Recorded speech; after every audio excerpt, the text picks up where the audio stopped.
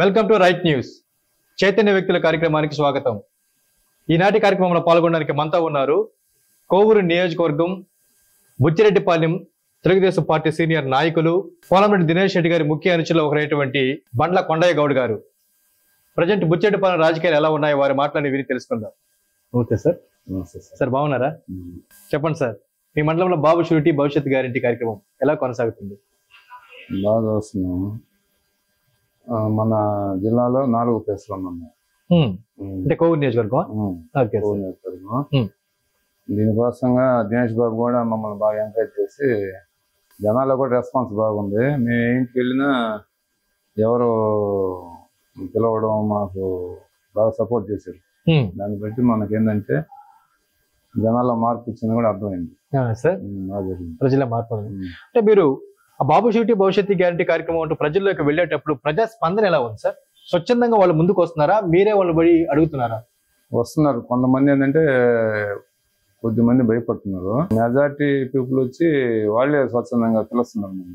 అంటే మనం ఏ ఏరియా అంటే ఏ ఏరియాలో అలా మనం అందరూ తెలిసిన వాళ్ళం కాబట్టి వచ్చి అసలు మీరు బాగా ఇంకా కష్టపడండి, జనాల్లో తిరగండి, ఖచ్చితంగా తెలుగుదేశం ఈసారి గెలుస్తుందని వాళ్ళే చెప్తున్నారు. ఇంకా ఎంకరేజ్మెంట్. అదే సార్, అంటే ఈ 5 ఏళ్ల కాలంలో వైఎస్ఆర్ కాంగ్రెస్ పార్టీ ప్రభుత్వ పాలన పైన ప్రజలు విసిగిపోయారంటారా? ఖచ్చితంగా కనిపిస్తుందా? ఛాయలు కనిపిస్తున్నాయి సార్? అసలు దాంట్లో అనుమానం లేదు. బాగా కాకపోతే అసలు ఎప్పుడు ఎలక్షన్ ఉన్నారు అంతే, దానికోసమే రెడీగా ఉన్నారు. అదే సార్, ఇంతలాగా వైఎస్ఆర్ కాంగ్రెస్ పార్టీ ప్రభుత్వం ఆ పాలన ఎందుకు దిగజారిపోయింది అంటారు? కారణాలు ఏమేంటాయి? రాజకీయాలు, డెవలప్మెంట్ లేదు, రాజధాని లేదు, పిల్లలకి జాబ్స్ లేదు కదా. ఇప్పటికీ ఒక గవర్నమెంట్ జాబ్స్ లేదు. ఎన్ని జనాలకు అర్థం అవుతుంది కదా. పాత రోజులంటే తెలియదు.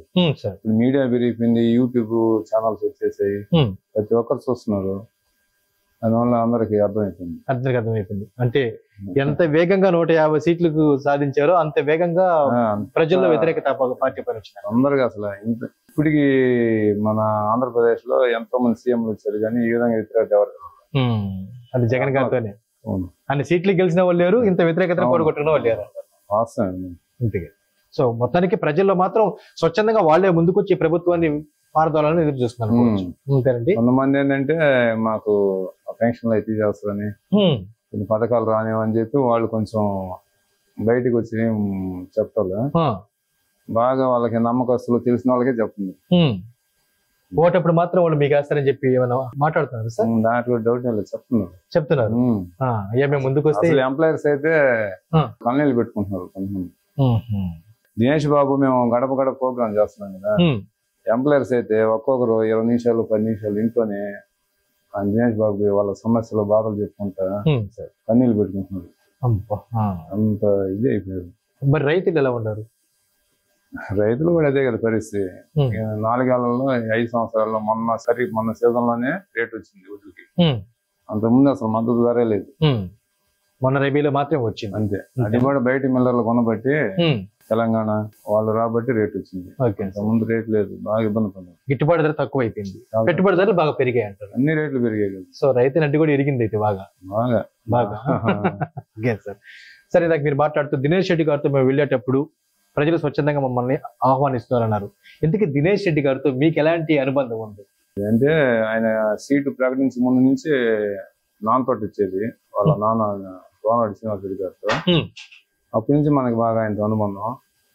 అసలు యూత్ అంటే ఇంకా బాగా ఇంట్రెస్ట్, బాగా ఓపికగా మాట్లాడతాడు. అతనితో ఒకసారి ఎవరు మాట్లాడినా అతనికి అట్రాక్ట్ అయిపోతారు అంతే. దినేష్ రెడ్డి గారు డౌట్ లే, సమ్మోహనం ఉంది అయితే బాగా. అంటే ఎదుటి వ్యక్తి చెప్పేదాన్ని బాగా అశాంతం వింటారా సార్? బాగా వింటాడు. అసలు ఇంకా వాళ్ళే ఆగిపోవాలా చెప్పి ఆయనకి అంత ఓపిక అంటే వింటాడు. ఓకే, అంటే నేటి రోజుల్లో యూత్ అన్నప్పుడు ఓపిక తక్కువ. మన ఇళ్లలో కూడా చూస్తూ ఉంటాం, 1-2 మాటలకే ఎక్కువ. సార్ మాకు తెలిసిన కాడికి కూడా అదే సార్. ఒక్కసారి ప్రజల్లోకి వెళ్ళాడు అంటే మళ్ళీ సాయంత్రం ఇంటికి వచ్చేదాకా పూర్తిగా ప్రజలతోనే సమయాన్ని కేటాయించేస్తారు అంటున్నారు. నిజమేనా? పూర్తిగా ప్రజలతోనే ఉంటాడు. భోజనాలు కూడా అందరితో కలిసి తింటాడు. ఆయనకి అఫిషియల్గా నాకు ఫలాన్ని పెట్టాలా అవన్నీ ఉండదు. అసలు నాన్ వెజ్ తిందో ప్యూర్ వెజిటేరియన్, గుడ్డు తప్ప ఇంకేందండి. అవునండి. లిమిటెడ్ అంతేనా? అంటే మామూలుగా ఇప్పుడు ఒక ఏరియాకి వెళ్ళాము, ఇక్కడ కాలనీ ఏదన్నా ప్రోగ్రామ్ మిగిలి ఉంటుంది, బాబు ఈ రోజు ఇది కంప్లీట్ చేస్తామంటే అట్టే అన్నా అని చెప్పి 10 అయినా 11 అయినా తిరుగుతుంది. ఓపిక ఎక్కువ. లక్ష్యం మీదనే దృష్టి ఉంటుంది, మేమే తిరగలేక. సో మొత్తానికి పోలంరెడ్డి శ్రీనివాస్ రెడ్డి గారి తనయుడు తండ్రి మించిన తనయుడు అనుకోవచ్చు దినేష్ రెడ్డి గారు. అమ్మో, ఆయనకంటే ఇంకా ఓపిక. అవునండి. అదే జనాలు తెలియక కుర్రాడు కదా, స్టేట్స్ లో ఉన్నాడు కదా, ఇక్కడ అందరితో ఎట్లుంటాడో ఏందనేది కొంచెం డౌట్ ఉండేది ఫస్ట్. తర్వాత ఇప్పుడు అందరికి అర్థమైపోతుంది. వాళ్ళు ఇప్పుడు వైసీపీ పార్టీ ఆడకు వద్దులే బాబు అన్నా గానీ లేదు మనం వెళ్ళాలా, వాళ్ళు మనకు ఓటు అయిపోయిన ఇబ్బందులు మనం కలిసి వస్తామని ఖచ్చితంగా వాళ్ళ ఇంటికి కూడా వెళ్తుంది. అవునా? తమ వేదాలు లేవు, అందరితో కలిసిగానే వెళ్ళిపోతున్నాడు. ఓకే, దినేష్ రెడ్డి గారిలో ఒక మంచి క్వాలిటీ అయితే. ఓకే సార్, మీరు చెప్పండి కొండయ్య గారు, మీరు రాజకీయాలు రావడం గల కారణం ఏంటి? నేనేంటంటే ఈ కబడ్డీ, వాలీబాల్, ఈ గేమ్స్ మనం పిల్లల చేత ఆడిపిస్తుంటాం. ముందు నేను సీనియర్ ప్లేయర్ని. ఆ ఇదితో వాళ్ళకి ఏంటంటే మనం వాళ్ళకి ఏదైనా సపోర్ట్ చేయాలంటే రాజకీయం మనకి సపోర్ట్ ఉండాలనే ఆలోచన ఉంది. దాంతో పోలంరెడ్డి శ్రీనివాస్ రెడ్డి గారు మనం కలవడం జరిగింది. అంటే వాళ్ళకి చెప్పారు యాక్టివ్గా ఉంటాడు, మన పార్టీలో చేర్చుకుంటే బాగుంటుంది అని ఏరే వాళ్ళు చెప్పారు. తర్వాత ఆయన 2 సార్లు కలవడం, మళ్ళీ ఆయన మనం కలవడం, ఆయన గురించి ప్రజల్లో పాత వాళ్ళు ఉన్నారు కదా నాయకులు, వాళ్ళు బాగా మంచిగా ఆయన బాగా చెప్పారు ఆయన గురించి. అది మనకు నచ్చి కేవలం ఆయన కోసమే. సో పోలంరెడ్డి శ్రీనివాస్ రెడ్డి గారి మీద ఉన్నటువంటి అభిమానంతో రాజకీయాలకు వచ్చారు. ఆయన కోసం ఇంకేరేది ఏం లేదు. మనకి ఏ పార్టీ, నేను ఏ పార్టీలో లేను. ఓకే, సో ఎలాంటి స్వార్థ అపేక్ష లేని వ్యక్తి పోలంరెడ్డి శ్రీనివాస్ రెడ్డి గారు. అంతే, అందరూ ఆయన వాడుకున్న వాళ్ళే సార్. రాజకీయంలో ఆయన వాడుకున్నారు, ఆయన ఎవరిని వాడుకోలేదు. ఆయన వ్యాపారాలు ఆయనకు ఉన్నాయి. ఇక్కడే రాజకీయంలో సంపాదించుకోవాలని ఆయనకి అసలు ఆలోచన కూడా నచ్చే ప్రజలకు సేవ అయితే చేస్తారు స్వచ్ఛంగా, ఖచ్చితంగా. ఆయన కాడికి పోతే చేయకుండా ఉండేది.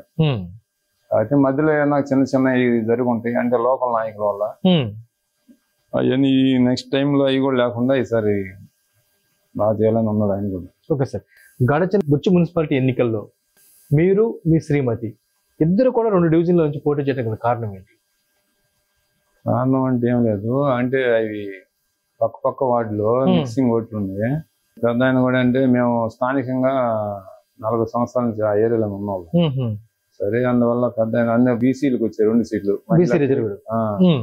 అందువల్ల పెద్ద ఆయన కూడా మా మీద నమ్మకంతో 2 సీట్లు ఇచ్చాడు ఆయన. మీ శ్రీమతికి ఇద్దరు పోటీ చేశారు. ఇద్దరం చేసాం. ఓకే, అందరూ అడిగారు ఆయన, ఈయన 1 ఇయర్స్ కదా 2 అని. లేదులే, ఇబ్బంది లేదని చెప్పి ఆయన నమ్మకంతో ఇచ్చాడు.